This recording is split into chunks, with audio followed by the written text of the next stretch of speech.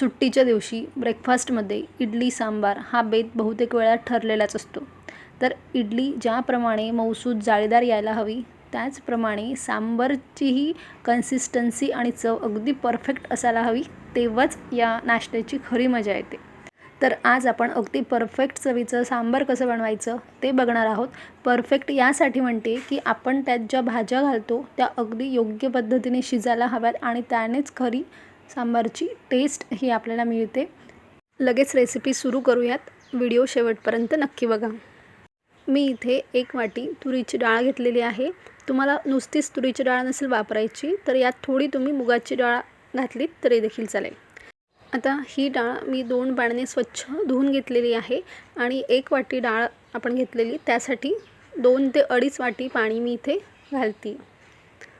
कारण आपल्याला सांबार हे फार असं घट्टसर करायचं नसतंच, हलकंसं ते पातळसर असतं. तर मी ते 2 वाटी आणि वर अजून थोडं पाणी घालून घेतलेलं आहे.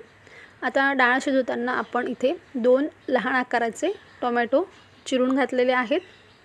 चिमूटभर हिंग घालायचं आहे, म्हणजे पाव चमचालाही कमी.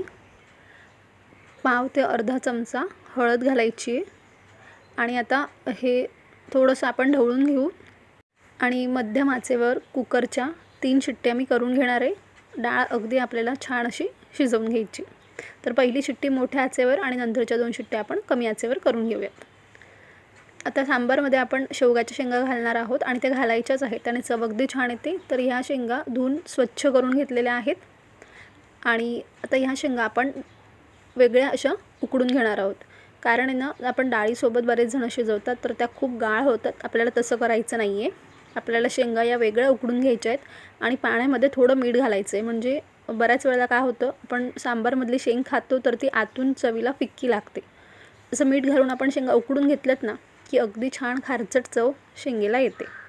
आपण राहिलेलं साहित्य बघूयात. तर इथे मी दुधी भोपळ्याच्या फोडी करून घेतलेल्या आहेत. गूळ घेतलेला आहे, 2 चमचे सांबार मसाला, 1 चमचा लाल तिखट, चिंचेचा कोळ, कढीपत्ता, 1 हिरवी मिरची, त्याचबरोबर कोथिंबीर आणि मगाशी आपण ज्या शेंगा उकडून घेतल्या होत्या शेवग्याच्या त्या घेतलेल्या आहेत.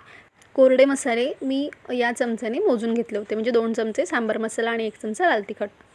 कुकरची वाफही पूर्णपणे निघालेली आहे आणि डाळ बघून घेऊयात की डाळ कशी शिजली ते. तर डाळ अगदी छान शिजलेली आहे. आता डाळ आपण लगेच घोटणार नाही आहोत, यात मसाले आपण घालून घेणार आहोत. तर 1 चमचा लाल तिखट घालून घेते, त्याचबरोबर 2 चमचे सांबार मसाला. हे सगळे मसाले आत्ताच घालून घेतले ना की डाळीत अगदी छान एकजीव होतात. गूळ आपण आपल्या आवडीप्रमाणे कमी जास्त करून घ्यायचा आहे. यात चिंचेचा कोळ घालते आहे, पण तोही एकाच वेळी सगळा घालायचा नाही आहे. चव बघून आपण तो घालून घेणार आहोत. सुरुवातीला थोडाच घालून घेते आणि आता हे सगळे मसाले घातल्यानंतर आपण डाळ ही घोटून घेणार आहोत. शेवग्याच्या शेंगा आपण उकडून घेतल्या होत्या, ते पाणी टाकून द्यायचं नाही आहे. तर कारण खरी चव याच पाण्यात उतरलेली असते शेंगांची. तर हे पाणी आपण डाळीत घालून घेणार आहोत, कारण ते गरम देखील आहे आणि त्या पाण्यातच खरी छान शेंगांची चव उतरली. तर हे पाणी आपण घालून घेणार आहोत. शेंगा घालायची घाई आत्ताच करायची नाही आहे. आता पुन्हा आपण डाळ छानशी घोटून घेऊयात आणि लगेचच डाळीला फोडणी देऊन घेऊयात. तर त्यासाठी मी ते पसरट कढई घेतलेली आहे. त्यात 1 वळी तेल घालून घेते. तेल फारसं लागत नाही. तेल छान तापलं की यात पाव चमचा मोहरी, पाव चमचा जिरं घालायचे आणि दोन्ही छान असे तडतडू द्यायचे. त्यातच आपण 1 हिरवी मिरची घालायची आणि हिरवी मिरचीला थोडासा कट देऊन घ्यायचा आहे, नाहीतर ती फुटू शकते. कढीपत्त्याची पानं घातलेली आहेत आणि 2 ते 3 लसणाच्या पाकळ्या मी थोड्याशा ठेचून घेतल्या होत्या. हे ऑप्शनल आहे, पण याने चव खूप छान लागते. लसूण आणि हिरवी मिरचीचा रंग हलका बदलेपर्यंत आपण हे परतून घ्यायचं आहे आणि यात आता दुधी भोपळा जो आपण फोडी करून घेतल्या होत्या त्या घालून घ्यायच्या आहे. दुधी भोपळा छान असा वेगळा वाफवून घेतला ना की त्याने तो जास्त शिजतही नाही आणि परफेक्ट टेक्स्चर त्याचं सांबारमध्ये येतं.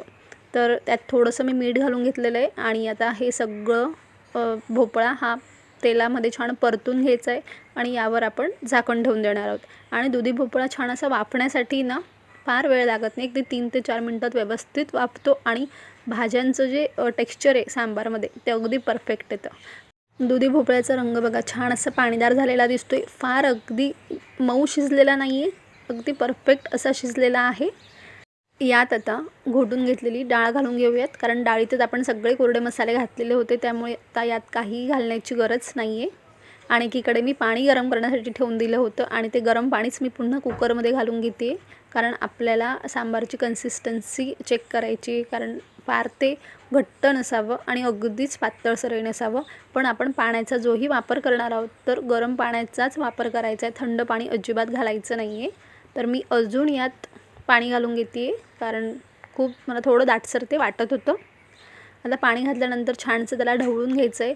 आपण यात अजूनही शेवग्याच्या शेंगा घातलेल्या नाही आहेत, कारण ते आपण एक छान शिजवून घेतलेल्या आहेत आणि आत्ताच घातलं तर त्या आणखीन शिजतील. सांबारला एक उकळ येऊ द्यायची आहे आणि एक उकळ आली की मग यात आपण शेंगा घालून घ्यायच्या आहेत. आता यात थोडंसं मीठ घालायचं आहे, कारण आपण शेवग्याच्या शेंगांमध्येही मीठ घातलं होतं, शिवाय दुधी भोपळ्यासाठीही मीठ घातलं होतं, त्यामुळे अगदी बेताने मीठ घालायचं आहे. मीठ घालून त्याला पुन्हा ढवळून घ्यायचं आहे आणि कन्सिस्टन्सी याची चेक करायची आहे. जर तुम्हाला वाटलंच की थोडं दाटसर आहे तर तुम्ही अजून पाणी घालू शकतात, पण पाणी आठवणीने गरमच घालायचं आहे. यात सगळ्यात शेवटी कोथिंबीर घालूयात आणि कोथिंबीर घालून देखील छानसे याला ढवळून घेऊयात. तर अगदी परफेक्ट चवीचं आणि परफेक्ट कन्सिस्टन्सीचं हे सांबार तयार होतं. तुम्हाला हवंच तर यात लाल भोपळा, वांगं, कोणी बटाटाही घालतं. आपल्या आवडीप्रमाणे आपण भाज्या घालू शकतो, पण भाज्या घालताना छान त्या वाफवून घ्या वेगळ्या, अगदीच डाळ शिजवताना त्यात घालू नका. तर सांबार आपल्याला फार जास्त नाही, अगदी 4 ते 5 मिनटं हलकी उकळ येईपर्यंत उकळून घ्यायचं आहे आणि लगेच आपण सर्व करायला घेऊया. तर तयार आहे अगदी छान परफेक्ट कन्सिस्टन्सी आणि परफेक्ट चवीचं असं सांबार. या पद्धतीने एकदा तरी सांबार करून बघा, तुम्हाला नक्कीच आवडेल. आणि कसं झालं हे कमेंट्समध्ये कळवायला अजिबात विसरू नका. रेसिपी आवडली असेल तर लाईक करा आणि जास्तीत जास्त शेअर करा. चॅनलला देखील न विसरता सबस्क्राईब करा. पुन्हा भेटूया छानशा रेसिपीसोबत. तोपर्यंत धन्यवाद.